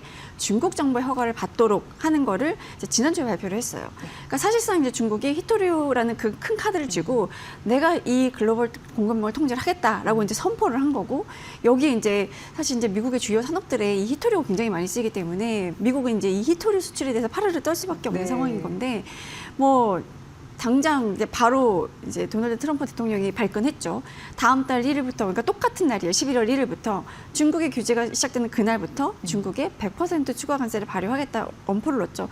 그것 때문에 이제 지난주 주말에 뉴욕 증시가 좀 떨어졌고 그 여파가 이번 주 월요일 날 우리나라 증시까지 이제 미친 건데 사실 이제 이미 30%의 관세를 부과하고 있는데 거기에 100%를 추가로 부과하겠다고 하는 거면 뭐 130%의 이제 고율의 그 관세를 부과를 하는 거고 여기에다가 핵심 소프트웨어에 대한 수출도 제한하겠다라고 경고를 해서 이제 시장에서는 이제 몇 개월 동안 이어졌던 평화로운 이 휴전이 깨졌구나, 네. 이제 정전이 깨졌고 다시 전쟁이 시작됐구나라고 해석을 했었죠. 네, 지금 뭐 여러 가지 주고받는 그런 난타전 이런 부분이 에이펙 정상회의 앞두고 일어나고 있다라고 말씀해 주셨는데 네. 그래도 무역 협상의 여지는 좀 있어 보이나요? 센터장님 보시기에는 그러니까 이게 어때요? 다들 네. 이제 전략이다라고 예. 보는 게 사실 조금씩 여지는 열어놓고 있는 거예요. 네네. 만약에 지금 이제 트럼프 대통령이 100% 추가 관세를 하겠다라고 하면 거기에 바로 대응해서 중국이 또 뭔가를 내놨으면 네. 이거는 뭐 끝까지 가보자는 거야? 막 이런 생각을 네. 했을 텐데 중국은 일단 경고는 모니터링 하겠다, 지켜보겠다 이러면서 이제 추가로 뭘 내놓지는 않았거든요. 네, 네. 거기에다가 이제 뭐 트럼프도 사실은 여러 가지 이제 뭐 약간 유화적인 제스처를 좀 내놓기도 했는데 뭐 시진핑 주석과 회담 취소할 수 있냐라는 질문에 뭐 아직 취소하지는 않았어. 뭐 그 자리에 있을 거야. 뭐 이렇게 여지를 남기기도 했고 네. 지난 밤에도 이제 뭐 SNS에 이제 글을 하나 올렸죠. 중국과 무역 관계는 괜찮을 거다. 뭐 중국 걱정은 하지 말아라. 다 괜찮을 것이다. 뭐 시진핑 주석에 대한 표현도 뭐 highly respected 뭐 이런 식으로 좀 이렇게 약간 치켜 세워주는 표현을 좀 달았더라고요. 네. 시진핑 주석도 중국 경기 침체를 원하고 있지 않고 나 역시 그렇다 할까 이런 식의 이제 멘트를 통해서 이게 치킨 게임으로 치달을 것 같지는 않고 우리도 이제 협상의 여지를 좀 남겨놓고 있어라고 이제 메시지를 준 건데 이게 일단 대치 상황이 점점 강해지기보다는 어쨌든 확 튀어올랐다가 조금 이제 수그러드니까 뭐 시장은 일단은 이제 안도하는 분위기이긴 한데 뭔가 사실 이제 딱 풀렸거나 뭔가 해결책이 나온 것도 아니고 여전히 불확실성은 있는 네. 거잖아요. 그래서 시장 변동성이 당분간은 이어지지 않겠냐라는 생각들을 좀 하고 있는데 다만 이제 양국이 이제 극단으로 치달았을 경우에 양국 경제는 같이 이제 무너질 수밖에 없거든요. 지금 중국 경제 성장률 뭐 4% 이런 얘기가 나오고 있는데 중국 경제도 지금 안 좋은 상황인 거고 미국도 고유료 관세를 부과를 하면 그 미국 내 물가가 높아질 수밖에 없기 때문에 이거를 소화할 수 있는 이제 상위층 말고 중산층이 이제 타격을 받을 수밖에 없어요. 그렇게 되면 이제 트럼프의 여론이라든가 이제 트럼프 지지율에도 이제 타격을 미칠 수 있기 때문에 물가 문제도 생길 수 있을 거고, 그러니까 이제 양국이 이 관세 정쟁을 계속 이어갈 수는 없는 상황인 거고, 그래서 이제 서로 뭔가 이제 합의점을 찾아가야 되지 않겠냐라는 거를 양국이 다 생각을 하고 있는 거고, 또 한편으로는 우리가 이제 타코라는 표현을 좀 많이 쓰는데 트럼프 always chickens out. 이제 chickens out이라는 게 뭔가 치킨 이제 닭이 약간 겁먹는 겁을 잘 먹는 동물로 이제 미국에서는 이제 상징적인 동물인데. 트럼프가 항상 이제 겁먹고 물러난다라는 표현을 이제 우리가 타코라고 표현을 하는데 앞글자를 따서 항상 트럼프 대통령이 처음에는 굉장히 강한 조치를 취하고 굉장히 강한 발언을 하다가 결국에는 피해를 좀 최소화하는 방향으로 뭔가 이제 관세도 좀 줄여주고 아니면 관세를 유예해주고 약간 이런 식의 조치를 취하는 이제 전례들이 있었다 보니까 중국도 그래 그러면 우리도 이제 히토리오 규제를 딱 한번 해보고 거기에 미국이 나오는 그 이제 그걸 좀 보면서 정상회담 때 뭔가 좀 조율점을 좀 찾아보자. 우리가 이제 다 내줄 수는 없으니 저쪽에 대항해서 우리는 히토리오라는 굉장히 강력한 카드를 갖고 있다. 그런 거 좀 명심해라. 그러니까 이런 식으로 좀 한 거 아닌가 하는 생각이 좀 들긴 합니다. 네. 그러니까 서로 이제 간 보는 단계 계속 되는구나 이런 생각이 듭니다. 근데 어쨌든 뭐 일단락 되기 전까지는 계속 외환 시장은 좀 변동성이 있지 않을까 이렇게 생각이 되네요. 사실 지금 이제 글로벌 달러는 약세 흐름인 거잖아요. 달러 인덱스도 이제 뭐 최근에 뭐 올라갔다 내려갔다고는 하지만 이제 추세적으로는 좀 약세 흐름인 거거든요. 그런데 우리나라 원화는 이제 달러에 대해서는 약세란 말이에요. 글로벌리 달러는 약세인데 이제 원달러 환율은 이제 오름세니까. 근데 이게 사실 우리나라 원화는 그 달러에 대해서라기보다는 이제 위안화하고 조금 이제 동조화 현상을 좀 보이고 있는 상황이긴 해요. 그래서 이 미중 무역 갈등이 격화할 경우에 이제 중국의 위안화 변동성이 좀 커질 수 있다라는 우려들이 좀 있고, 중국이 정말 이제 무역 전쟁이 끝까지 갔을 때 마지막 카드로 쓸 수 있는 게 위안화 가치를 확 떨어뜨리는 거거든요. 그러니까 사실 중국은 위안화 가치를 떨어뜨릴 수 있는 나라죠. 그렇게 해서 수출 경쟁력을 높이는 방향으로 갈 수 있지 않을까라는 이제 생각을 하는 건데, 원화가 위안화하고 이제 동조되는 현상을 보이고 있다 보니 위안화 가치를 떨어뜨리게 되면 원화 가치도 좀 떨어질 수밖에 없고, 그렇게 되면 달러 환율은 더 오르는 상황이 되는 거고, 또 한편으로는 지금 일본 엔화도 이제 약세를 보이는 이제 과정이 있는데, 이 일본 엔화도 변동성이 굉장히 높아진 상태입니다. 그렇게 된 이유가 지금 이제 그 여자 아베라고 불리는 다카이치 신하의 그 신임 자민당 통제가 선출이 됐잖아요. 근데 이 다카이치 총재가 아베노미스를 계승할 것이라는 기대감이 굉장히 크고, 그렇게 되면 적극적으로 이제 돈풀기에 나서지 않겠냐. 그러면 이제 돈풀기에 나서면 일본 엔화 가치는 떨어질 수밖에 없기 때문에 중국 위안화 가치 떨어지고 일본 엔화 가치가 떨어진다고 하면 그러니까 원화 가치도 떨어질 수밖에 없다라고 하면 이제 변동성은 좀 높아질 수밖에 없지 않겠냐라는 생각들을 좀 하고 있는 거죠. 그 원화 약세에 대해서 되게 부담을 갖고 있을 수밖에 없는 이유를 설명을 해주셨는데 이해가 되네요. 근데 앞서서 저희가 뉴스에도 들어봤는데 금값 은 요즘에 랠리를 계속 이어가고 있어서 이 자산 갖고 계신 분들이 되게 좋을 것 같다라는 내심 많이 부럽더라고요. 그러니까 뭐 한편으로는 금값 다 고점에 와 있다 뭐 이런 얘기도 하고, 한편으로는 조금 더 오를 여지가 있다라는 분석도 좀 나오고 있는데, 사실 금값 상승, 그러니까 우리가 이제 앞서서 말씀드린 것처럼 에브리싱 랠리의 대표주자, 그러니까 안전자산 대표주자가 금값이었잖아요. 근데 사실 어찌 보면 이제 대표적인 안전자산을 꼽혔던 게, 우리가 생각해 보면 뭐 미국 국채라든가, 뭐 통화로 보면 미국 달러와 뭐 스위스 프랑이라든가, 일본 엔화 이런 것들이 대표적인 그동안의 전통적인 금융시장에서는 안전자산이었었잖아요. 근데 금을 제외한 이런 자산들은 조금 가격이 지지부진했었어요. 그러니까 유동성은 풀리는데 이게 이제 재정 확대에 대한 우려 이런 것들에 대한 게 이 안전자산 가치 상승에 좀 반영이 된 것 같은데, 그 안전자산 중에서도 미국 국채라든가 뭐 통화가치 이런 것들은 유동성이 풀리면 이 통화가치 자체는 좀 떨어질 수밖에 없잖아요. 그리고 근본적으로 우리가 이제 화폐 가치에 대한 신뢰가 좀 무너지는 경향들이 좀 보이고 있는 것 같아요. 최근에는 일단 이제 일본 같은 경우도 다카이치 총재가 재정 정책을 적극적으로 이제 확대하겠다라고 하게 되면, 그렇게 됐기 때문에 이제 일본 장기 국채 금리는 이제 상승하는 상황인 거고, 엔화 가치 떨어진 상황인 거잖아요. 지금 유럽에서도 재정 우려 굉장히 많이 불러일 꺼져서 뭐 프랑스 밴크가 뭐 디폴트 위기에 놓여 있다. 뭐 이런 얘기가 좀 나오고 있고 이제 총리가 재정절차 감축 정책 쓰겠다라고 했는데 이제 반발에 부딪히니까 네. 취임 이제 한 달도 안 돼서 사의를 표명하는 뭐 이런 사태도 발생을 했었잖아요. 그리고 미국이 국채가 워낙 많아서 힘든 상황인 거는 뭐 누구나 다 아는 상황인 거고. 그러니까 이제 이렇게 채권 수익률 낮아지고 인플레이션 높아지고 이런 상황이면 현금의 가치, 현금의 구매력은 떨어질 수밖에 없는 거고 달러 같은 이제 법정 화폐의 가치 이런 것들은 이제 하락할 수밖에 없는 거죠. 그러니까 우리가 사실은 뭐 2008년 금융위기 이후에 각국 정부가 막대한 이 부채를 짊어지게 됐고 그 이후에 또 코로나19라는 뭐 자연재해 거의 이제 자연재해인 그렇죠. 거죠. 네. 이걸 겪으면서 돈풀기를 하며 이 부채 규모는 더 커졌는데 이 한 나라의 화폐라는 건 사실 그 나라의 경제력을 온전히 반영하는 거거든요.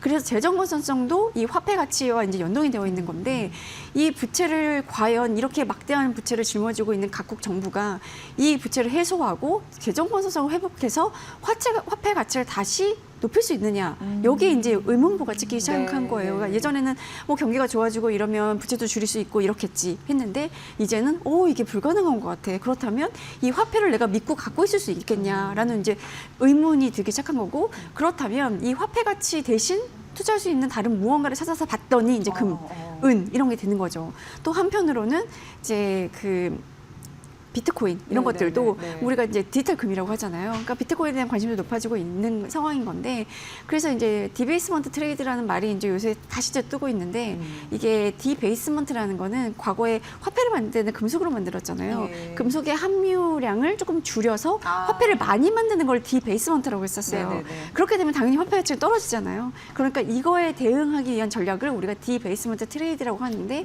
이제 최근에 금값이라든가 은값, 비트코인 이런 것들이 오르는 게 결국은 이 디베이스먼트 트레이드의 일환이 아니냐라는 이제 분석들을 좀 했었죠. 네. 금값은 계속 랠리를 이어갈 가능성이 있겠네요. 그러니까 이게 사실 골드만삭스 같은 경우가 내년 말 네. 금의 목표가를 트로이 온스당 4,900달러 정도로 보고 있거든요. 지금 한 4,140달러를 넘어선 상황인 것 같은데 은값도 사상 최고치를 경신을 했고요. 근데 지금 금 같은 경우는 이런 분위기에 더해서 예전에는 이제 중국을 필두로 달러 패권에서 좀 반대하는 국가들 중앙은행 위주로 이제 금을 사들였는데 요새는 여기에 더해서 개인 서구 국가의 개인 투자자들도 금 ETF 보유량을 늘리고 있고 이렇게 되면 당연히 이제 금도 ETF는 기본적으로 이제 금을 예. 이제 확보를 해야 되는 거니까 그렇기 때문에 이제 금값이 조금 오를 여지가 있다라고 이제 보고 있는 거고 비트코인 같은 것도 사실은 달러 대신 사들일 만한 안전자산이라는 인식 거기다가 이 비트코인은 사실 공급량이 제한되어 있고 구조적인 수요는 좀 늘고 있거든요. 공급량이 제한되어 있고 수요가 늘는다고 하면 가격이 당연히 올라갈 이제 수밖에 없고. 가격은 자연스럽게 올라갈 수밖에 네, 없는 네. 거라서 뭐 시티 같은 경우가 비트코인 목표가를 18만 1,000달러 정도로 제시를 했어요. 네. 그러니까 이런 걸 보면 이제 조금 더 올라갈 여유가 있다라고 보는 시각인 거고 사실 코스피 같은 경우도 보면 위험 자산이긴 하지만 지금 이제 4천, 5천까지 뭐 5천까지는 잘 모르겠지만 지금 정부가 기본적으로 이제 주시장을 활성화하기 위한 여러 가지 부양책을 쓰고 있고 그래서 대표적으로 이제 대주주에 대한 그 10억 원 한도 그 기준을 원래 10억 원으로 이제 강화했다가 다시 이제 원복을 시켰잖아요. 그걸 보면 이 정부의 의지 정도는 이제 확인을 우리가 할 수 있기 때문에 코스피도 사실 이렇게 뭔가 뭐 안전자산에 대한 선호도가 높아지고 변동성이 높아져서 코스피가 조금 조정을 받으면 저는 개인적으로는 이제 조금 괜찮은 종목들을 담을 수 있는 기회가 아닐까라는 네. 그런 기회를 좀 활용해 보시는 게 어떨까 하는 네. 생각이 좀 듭니다. 저는 이렇게 코너 이렇게 보지만 권소연 센터장님의 그 코너는 경제 흐름을 쭉 이해하면서 확실히 상식까지 더해서 알 수 있는 굉장히 든든한 알짜배기다 이런 생각이 들었습니다. 권소연 마케팅 센터장과 함께 이 코너 꾸려봤습니다. 잘 들었습니다. 네, 감사합니다.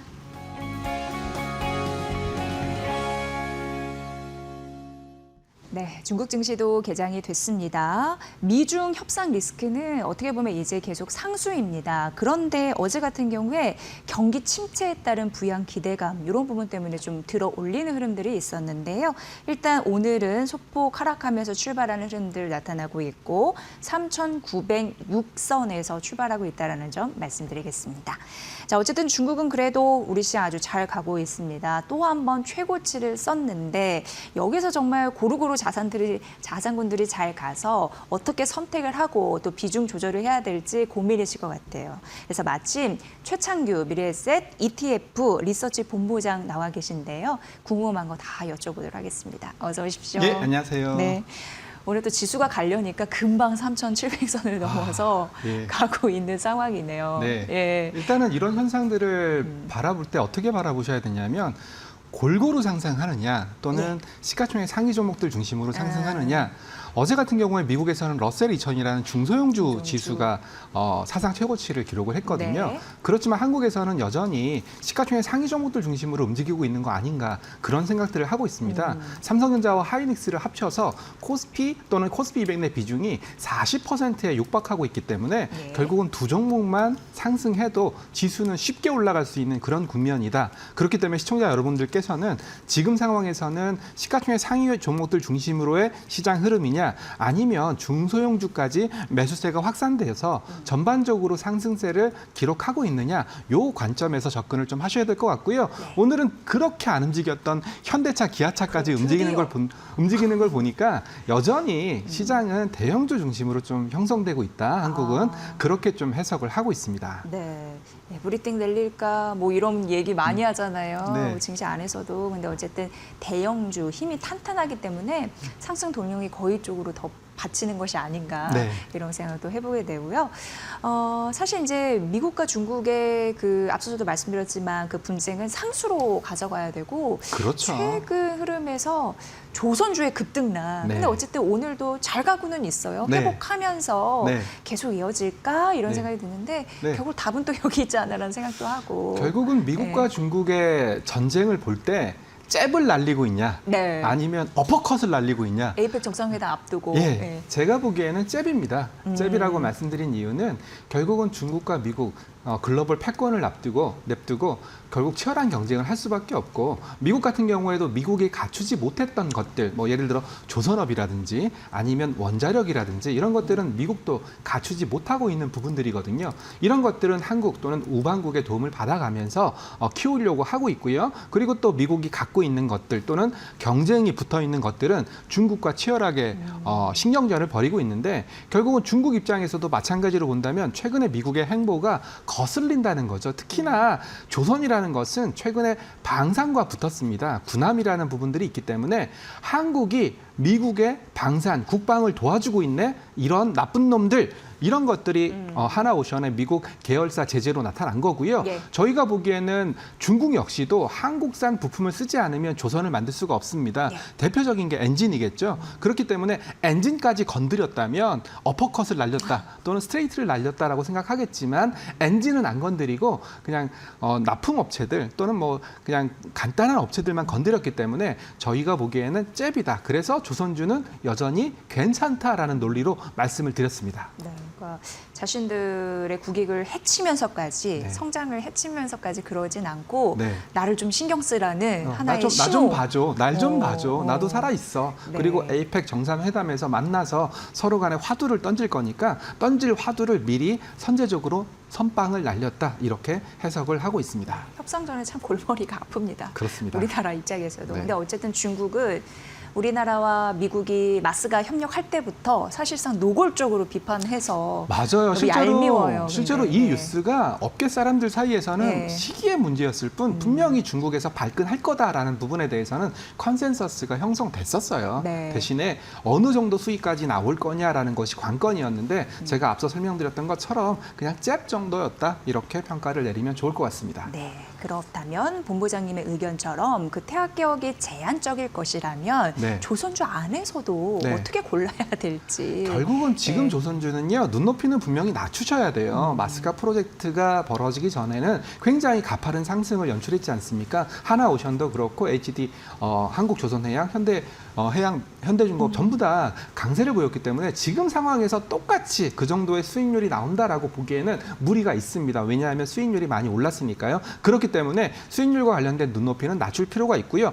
눈높이를 낮추는 대신에 뭘 쳐다보셔야 되냐면 특수선. 특수선, 네. 그거 수주에 대한 기대감도 여전한데요. 그렇죠. 우리가 네. 특수선이라고 얘기한다면 과거에는 해양 플랜트를 특수선이라고 불렀었습니다. 해양 플랜트는 뭐 원유를 시추한다든지 네. 굉장히 큰 자본이 들어가는 시설이었거든요. 그렇지만 요즘 특수선은 방산입니다. 전쟁. 군함입니다. 예, 군함. 쓰이는 거. 네, 예. 군함입니다. 즉 무슨 얘기냐면 이제는 조선과 방산이 붙었다라고 생각하셔야 될 것 같습니다. 결국은 조선은 방산주다. 네, 조선과 예, 예. 방산이 붙어서 모멘텀을 잘 발휘할 수 있는 것. 예를 들어서 하나오션 같은 경우에는 잠수함을 건조할 수 있거든요. 네. 그리고 또 현대중공업 같은 경우에도 하나오션에 비해서는 약간 약하긴 하지만 그래도 잠수함을 건조할 수 있고요. 그리고 또 잠수함에서는 하나오션이 더 한 수 위네요. 그렇죠. 한 5대1 정도 되는 걸로 알고 있습니다. 그렇군요. 예. 그래서 현대미포조선과 합병 이슈가 있지 않습니까? 결국 합병을 왜 할 거냐라고 곰곰이 따져본다면 현대중공업 그룹에서도 방산 쪽으로 가기 위해서 현대미포조선과 합병을 서두르고 있다라는 그런 해석이 있으니까 결국은 이제 조선은 방산과 붙었다. 즉 예. 특수선, 군함을 잘 만들 수 있는 조선주를 중심으로 조선 ETF를 중심으로 접근하셔야 될 것 같다라는 말씀을 드리고 있습니다. 네. 확실히 이제 주식시장 안에서도 조선주 강하니까 그게 이제 ETF에서도 여실히 그렇죠. 보여주는 흐름들이 나타나고 있는데 네. K조선에 대한 경쟁력에 뭐 방산 섹터까지 붙어버리면 네. 천하무적이 되는 거죠. 우리 입장에서는. 천하무적이라기보다는 이제는 예. 숫자가 나온다는 거죠. 예, 실적 즉, 데이터가. 예, 예. 실적이 나와서 예. 이제 실적 모멘텀이 항상 우리는 이렇게 얘기합니다. 실적이 나오지 않은 상태에서 주가가 오르게 될 경우에는 당연히 버블 이렇게 얘기를 하는데요. 일단은 실적이 받쳐주면서 주가가 오른다면 이런 버블 논쟁은 사라질 수밖에 없으니까 그런 관점으로 보실 필요가 있습니다. 예, 아까 이제 앵커 브리핑 때 코스피 상단을 높인 증권사 얘기를 했는데 네. 그게 이제 기대감도 있지만 실적 데이터, 이익 성장에 대한 그런 데이터가 나와서 가능하다라는 얘기를 했는데 그게 비슷한 맥락. 그 종목이 바로 두산에너빌리티죠. 오늘 네. 50에 주신 것 같더라고요. 네, 두산에너빌리티 같은 네. 경우에는 그 전에 뭐 원전 또는 SMR 관련된 핵심 주식 그리고 네네. 가스터빈 쪽에서 헤게모니를 갖고 있는 회사 예. 이 정도까지는 에브리바디 모든 사람들이 알고 있었지만 결국은 실적이 뒷받침돼 주려면 이런 회사들은 수주를 해야 되거든요. 네. 드디어 두산에너빌리티가 국산 가스터빈의 미 수출 납품을 성공했지 않습니까? 최초잖아요, 최초. 예, 최초. 예. 이런 것들이 결국은 실적으로 뒷받침될 거다라는 모멘텀이 붙었기 때문에 그래서 아마 코스피 상단도 높이고 있지 않나 그런 생각을 해보고 있습니다. 네, 저희 이제 뒷 배경이 네. 원전 그림들이 이제 나가고 있는데 오늘 제가 장중에 또 고향이 경상도다 보니까 항상 수학여행을 가면 네. 저기 영덕이라든지 그래요? 뭐 고리라든지 이런 원자력 발전소를 탐방했던 고리 원전소. 예, 예, 기억이 예, 나거든요. 예. 예, 그래서 그때 생각이 새록새록 납니다. 네. 앞으로도 미래 청사진을 잘 보여주셔야 됩니다. 네. 근데 어쨌든 오늘 두산에너빌리티 52주 신고가 같고 원전 원자력 관련주 괜찮은데 또 이 관련해서 또 미군 육군에 또 네. 소형 원자로 또 쓴다라는 이슈도 있고 그러면 또 예, 이제 이런 예, 얘기가 되는 거죠. 예. 제가 방금도 조선을 설명드리면서 특수선, 특히 군함을 중심으로 한 특수선 모멘텀을 붙여서 이제는 조선과 방산이다라고 말씀을 드렸는데요. 원자력도 마찬가지입니다. 원전과 방산. 예, 원전과 방산. 네. 물론 한국에서도 결국은 항공모함을 만들어야 될 것 같고요. 항공모함을 만든다면 당연히 디젤 엔진 이런 거 쓰기보다는 원자력 핵 추진 항공모함을 만들 가능성이 매우 높습니다. 그런 관점에서 본다면 가스터빈이라든지 두산에너빌리티가 하고 있는 그런 영역들이 들어갈 수밖에 없는 그런 상황들이거든요. 네. 그래서 이제는 원전도 방산. 방산. 조선도 방산. 방산. 그러면 결국은 이제 10월 넘어갔지만 네, 네. 여전히 시장은 뭐 조방원 중심의 모멘텀은 계속 살아날 수밖에 없다. 네. 그런 생각들을 새록새록 하고 있습니다. 네.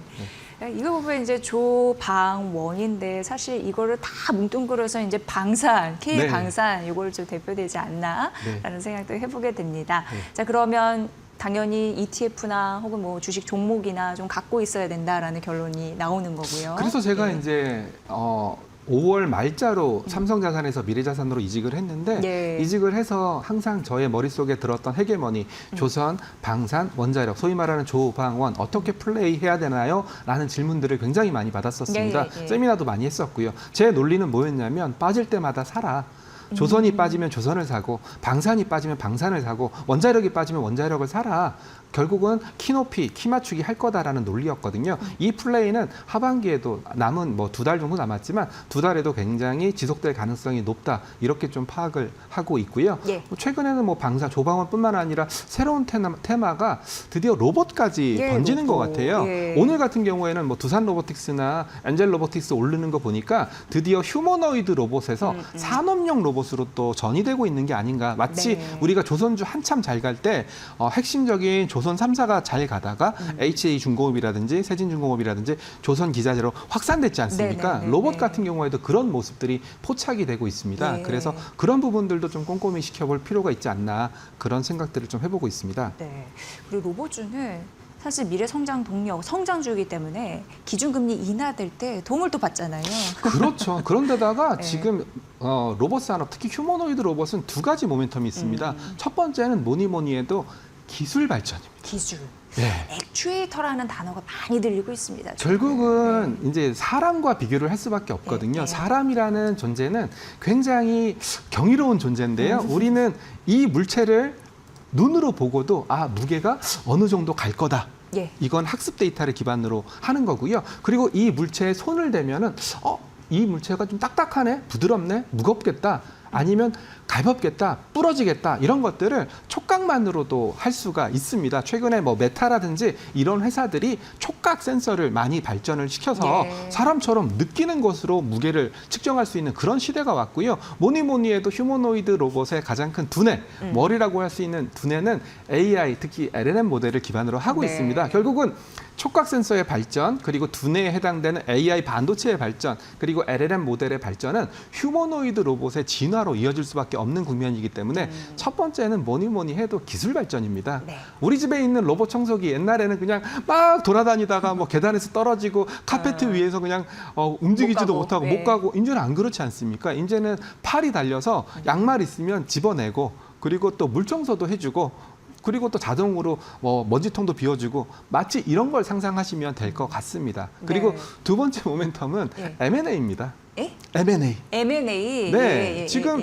한국에 있는 대부분의 로봇, 특히 휴머노이드 로봇을 만드는 업체들은 배후에 누가 있죠? 대기업. 맞습니다. 네. LG는 로보티스, 네. 삼성은 레인보우 네, 로보틱스, 예. 이런 식으로 현대는 뭐 보스턴 다이나믹스 이런 식으로 하나씩 갖고 대기업들이 있어요, 하나씩 이제. 갖고 예, 있고요. 예. M&A. 그리고 추석 연휴 기간 동안 ABB라는 회사 예. 로봇 사업부를 누가 인수하기로 했죠? 예. 소프트뱅크. 소프트뱅크. 우리의 예. 손정희 회장님께서 예. 소프트뱅크에서 ABB의 로봇 산업부를 인수를 하기로 했다. 이게 지금 우리나라의 휴머노이드 로봇 또는 로봇 관련주의 강력한 모멘텀으로 작용을 하고 있거든요. 네. 저는 이런 걸 봤을 때에는 사람들마다 휴머노이드 로봇이 언제 대중화될 거냐라는 시기에 대해서는 많이 얘기들이 엇갈려요. 아마 제가 지난번 방송에서 공상과학 영화 얘기를 많이 드렸었는데 아이로봇이라는 영화에서는 2035년으로 나오거든요. 그래요. 얼마 안 남았네. 이제 10년밖에 안 남았습니다. 예. 이제 한 5년 정도 흐르면 예. 이제 제가 방송을 하는 게 아니라 최창규 휴머노이드 로봇이 출연해가지고 생각을 받아가지고.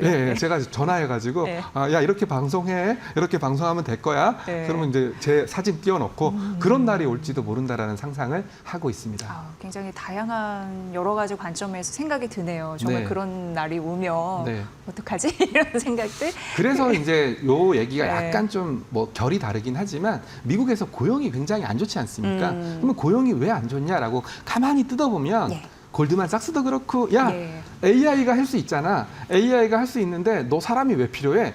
결국은 AI의 발전이 좀 고용시장, 미국의 고용시장을 좀 침체로 만들고 있는 게 아닌가 그런 생각을 하시는 분들도 최근에 많이 등장하고 있습니다. 네. 그리고 또 어떻게 생각해 보면은 그 사람들이 많이 없으면 임금이 상승하는데 네. 로봇들이 이제 대체가 되니까 산업용 쪽으로 이제 발전한다면서요. 그렇죠, 그러니까 그렇죠. 물가 상승을 또 이렇게 억제해 줄 수 있다. 한편에서 그런 얘기도 나오고. 예. 아무튼 참 말이 많습니다, 최근. 결국은 뭐 고용이 먼저냐 네. 또는 뭐 임금 상승이 먼저냐 이런 논쟁들은 계속 일어날 거예요. 뭐 오늘도 뭐 ASML 가이던스 발표했지 않습니까? 네. 지난 분기까지는 가이던스 발표 안 했었거든요. 네. 근데 AI는 여전히 좋다라는 가이던스 발표했으니까 뭐 그런 측면에서 본다면 이제는 우리가 AI가 돈 버는 AI 또는 AI가 실생활성에서 얼마나 활용되는지 이런 것들도 고민을 하실 필요가 있습니다. 네, 이런 생각해보면 그 AI 시대에 로봇을 활성화할 수밖에 없고 앞으로 그런 추세가 확대될 텐데 그 안에 들어가는 메모리 반도체 네. 더 많이 쓰이면서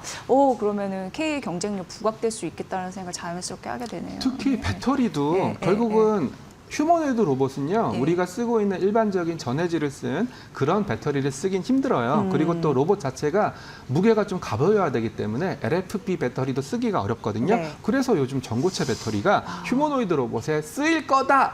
참고로 전고체 배터리도 개발이 안 됐습니다. 예, 쓰일 거다 이런 기대감도 최근에 LG 엔스를 비롯해서 2차 전지 주식들에게는 모멘텀으로 역할을 하고 있으니까 결국은 다 얽히고 설켜 있다라는 생각을 좀 하고 있습니다. 네. 이제 그래서 최근 로봇 갈 때 2차 전지 관련주도 일부 그런 영향이 있어서 같이 간 것이 아닌가 이렇게 이어질 수도 있는. 근데 또 면밀하게 분석해 보면요, 아직까지 휴머노이드 네. 로봇이 생산 대수가 얼마 안 되기 때문에 네. 생산 대수도 얼마 안 되는데 거기에 들어가는 배터리 해봤자 몇 개 들어갔겠습니까? 그래서 그게 숫자로 연결되기는 힘듭니다. 네. 그래서 아직은 상상의 영역입니다. 네, 방향성은 일단 그렇고 네. 속도의 문제이다 네. 이렇게 생각이 들고요. 제가 앞서서 액추에이터라는 그런 단어를 썼는데 그 네. 약간 사람으로 말하면 관절이잖아요. 네. 근데 최근에 하이젠 그 RNM 네. 그게 이제 52주 신고가 찍는 흐름도 굉장히 급등 많이 하면서 네. 액추에이터 이런 부분에서도 관심을 계속 가지면 좋겠다는 생각이 들더라고요. 일단은 휴머노이드 로봇을 제가 간단하게 설명드리면 분해를 해버리면 됩니다. 결국은 휴머노이드 로봇의 가장 중요한 부분은 뭘까요? 머리입니다. 머리. 머리. 예, 머리 네. 두뇌에 해당되는 브레인에 해당되는 거고요. 브레인에 해당되는 것은 당연히 AI 반도체가 들어갈 겁니다. 그리고 LLM 모델이 들어갈 거기 때문에 소위 말하는 빅테크, 미국에 있는 빅테크 기업이 머리에 해당되는 브레인을 만든다라고 생각하시면 되고요. 그리고 계속 제가 손 모양 이런 것들을 말씀 많이 드렸는데 근육, 즉 움직임을 구현하는 게 두 번째 핵심적인 부품이고요. 네. 결국은 사람으로 따지면 근육에 해당되는 것을 누가 잘 만들 수 있느냐? 근육을 만들 때는 액추에이터, 즉 모터의 속도라든지 이런 것들을 감속하고 벌리고 이런 것들이 중요하기 때문에 하이젠 RNM 같은 경우에는 모터를 만드는 회사입니다. 예. 그래서 이런 근육에 해당되는 모멘텀도 굉장히 휴머노이드 로봇한테 중요하고요. 마지막으로 휴머노이드 전체 로봇을 만드는 전반적인 마치 우리가 2차 전지로 따지면 셀 업체, 예. 셀 업체에 해당되는 게 레인보우 로보틱스라든지 아니면 테슬라라든지 테슬라의 옵티머스라든지 이렇게 분류를 할 수가 있고요. 방금 앵커님께서 말씀하신 내용은 근육에 해당되는 것들 이게 굉장히 구현하기가 어렵거든요. 뇌 그래서 다음에 근육이 중요하다는 그렇습니다. 거죠. 네. 역시 사람도 근육이 빠지면 건강이 약해지지 않습니까? 맞아요. 예, 네, 로봇도 마찬가지입니다. 네. 그런 부분이 굉장히 중요하다. 네. 여러분 잘 이해하셨기를 바라고요. 사실 하이젠 RNM은 정말 로봇 기업은 아니었잖아요. 그렇죠. 모터 기업인데 갑자기 로봇 기업으로 변신해서 주가가 확 튄 만큼 그런 기업들 찾는 것도 굉장히 재미가 쏠쏠하지 않을까. 근데 또 한 가지 저는 이런 말씀도 드리는데 이제 로보티즈도 그렇고 네. 저희의 영역을 벗어났어요. 예, 그러니까 무슨 말씀인지 아마 시청자분들께서는 아실 거예요. 얼마까지 더 갈까요? 뭐 이런 것들은 이제 더 이상 예측 불가능한 영역까지 왔으니까 예. 그런 부분들도 좀 인지를 하실 필요가 있습니다. 네. 이게 저항대를 뚫면 그 다음 저항대는 모른다고 하더라고요. 네네네. 그래서 그럼- 이제 저희 같은 ETF 업계에 있는 사람들은 네, 이제 언제 K 휴머노이드 로봇 ETF를 한번 만들어 볼까? 오, 괜찮을 것 같아요. 이런 고민들을 하고 있다라는 말씀을 뭐 좀 드리겠습니다. 네. 그러니까 ETF도 나스닥 빅테크 관련주 쫙 모아서 그게 수익률이 엄청 터졌던 것처럼 네. 그런 될 만한 섹터들 잘 묶으면 네. 또 인기가 많아지겠다 이런 생각도 해보게 됩니다. 네. 투자자 관점에서. 자, 오늘 코스피가 3,700선 넘었어요. 네. 올해 작년에 꼴찌였는데 올해는 기저효과 때문에 이제 어쨌든 네. 세계 1등을 달리고 있잖아요. 네. 자, 계속 가기 위한 전제 조건은 뭐라고 보시고 어떻게 투자 전략 임해야 될까요? 일단 제가 요즘 가장 찝찝하게 보는 부분이 골드입니다. 금. 예. 금 가격은 저희가 교과서에서 배우기로는 자산 배분, 특히 시장이 위험할 때 아니면 전쟁 리스크가 있을 때 이런 리스크가 발생했을 때 안전 자산으로 역할을 하는 것이 골드라고 배웠거든요. 그렇지만 지금 골드는 모든 게 올라가고 있는 주식도 올라가죠, 비트코인도 올라가죠, 부동산도 올라가죠, 모든 게 올라가고 있는 국면에 골드까지 올라가고 있습니다. 그러니까 저의 생각으로는 말이 안 되는 현상이거든요. 만약에 골드 가격 자체만 놓고 따진다면 시장은 침체로 가야 됩니다. 조정을 받아야 됩니다. 그럼에도 불구하고 골드 가격이 올라가고 있다는 것은 각국 경제가 각자 도생, 한국은 한국대로, 미국은 미국대로, 중국은 중국대로 움직이고 있고 결국은 미국 중심의 달러 패권이 많이 약해졌다라는 그런 논리로 해석을 해야 되기 때문에 금 가격을 좀 꼼꼼하게 뜯어볼 필요가 있다. 그렇게 좀 생각을 하고 있고요. 한국은 뭐니 해도 상법 개정안을 통해서 거버넌스 이슈가 많이 해소됐고요. 어제도 유튜브를 보니까 배당소득 분리과세 관련해서 이소연 의원께서 계속 얘기를 하고 계시더라고요. 네네. 결국 이런 것들이 한국 시장의 바닥을 다져주고 있기 때문에 저는 뭐 3,700 왔다고 해서 여기서 주식을 팔고 뭐 쉬어야 된다 이런 논리로 설명드리진 않고요. 오히려 좀 더 갈 수 있다. 연중에 4,000 정도까지는 바라볼 수 있지 않을까? 연중 4천. 예, 그런 생각을 좀 하고 있습니다. 네. 그러니까 금도 잘 가고 위험 자산도 잘 가고 이런 네. 현상이 나타나다 보니까 네. 각국의 전투, 투자 잘만 하면 굉장히 돈을 잘 벌 수 있는 시대인데 네. 뒤처지면 안 되는데 굉장히 마음 졸립니다. 네, 역시 뭐 이데일리 TV를 보시면서 많이 많이 공부를 하시면 될 것 같습니다. 네, 정답은 마켓나우 2부에 있다라는 사실 다시 한번 말씀을 드리면서 자, 오늘 최창규 미래에셋 ETF 본부장님과 말씀 나눠봤습니다. 주식시장의 전반적인 흐름과 여러분 관심 많으신 ETF 전략까지 네. 챙겨드리니까 꼭 이 시간 집중해서 봐주시면 좋을 것 같습니다. 네, 네. 고맙습니다. 예, 감사합니다.